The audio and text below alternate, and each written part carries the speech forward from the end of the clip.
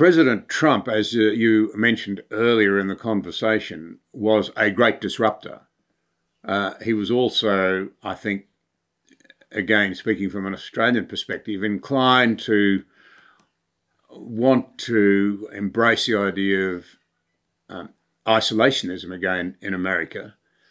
What sort of impact do you think next year's presidential race might have, both the race itself and then even beyond, on America's engagement with the rest of the world and their willingness to really tackle some of these hard issues? Let me make a couple points. One is, I don't think that Trump was an isolationist. You want to remember that it was Trump who jettisoned engagement policy toward China and adopted a containment policy toward China.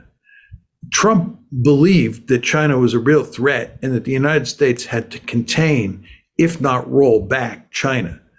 And that's not isolationism. Isolationism is going home. You, White, thought that the United States had an isolationist impulse and that we were not going to be in Asia for Australia or for our other allies. That's not true. And that's not what Donald Trump thought. Donald Trump did want to pull out of Europe, and he did want to have good relations with the Russians.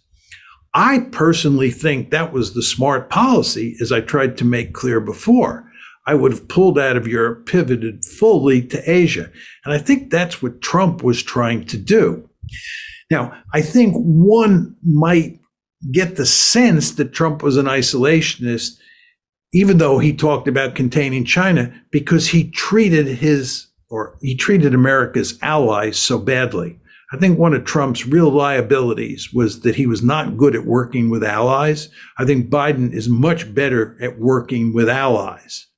But Trump's basic instincts were not at all isolationist. As I said to you before, you want to remember that the American foreign policy establishment is committed to running the world. Isolationism is not in the blood. Now, my final point is that Donald Trump and Barack Obama both ran on the platform that they were going to fundamentally alter American foreign policy.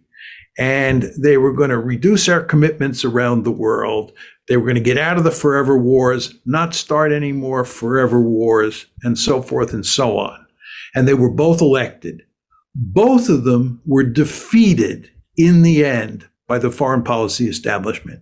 Obama said in a famous exit interview with the Atlantic Monthly right before he left office in 2017 that he had been defeated by the blob, which is the euphemism we use for the American foreign policy establishment. President Obama, despite the fact that he was elected to fundamentally change American foreign policy, did not do so. I would argue that the same was true with President Trump, except for China policy. And the reason that happened was not because of President Trump. It was because the underlying structure of the system went from unipolarity to multipolarity, just as Trump was coming into office. But if you think about Trump's relations with the Russians, just think about it. Trump said he wanted to have good relations with Vladimir Putin. He wanted to have good relations with Russia. Trump made it clear he wanted to put an end to NATO and get out. Well, NATO expansion continued under Trump. Trump was the one who in December 2017 decided to arm the Ukrainians. Obama wouldn't arm them. Obama said, we'll train the Ukrainians, but the last thing we want to do is arm them. Trump armed the Ukrainians, right? And by the time Trump left office, our relations with the Russians were worse than they were when Obama left office. This is despite Trump's intention of improving relations with the Russians. Now, you ask yourself, why was that the case? It's very simple. Trump was no match for the blob. He was no match for the foreign policy establishment. And if he gets reelected in 2024, the idea that he's going to come in and fundamentally alter American foreign policy is extremely unlikely. It just doesn't work that way. Presidents do not have that kind of power. They can make some changes for sure, but fundamentally altering foreign policy, I don't think so. And I don't think Trump's going to get out of Ukraine, and I don't think Trump is going to do much different on China than Joe Biden is doing. In fact, if you look at what Joe Biden has done since becoming president, he's followed in Donald Trump's footsteps.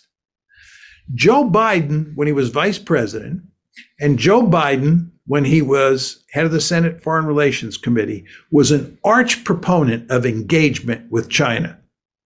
When President Trump moved into the White House in January 2017, one of the first things he did was flush engagement down the toilet bowl. He got rid of it completely.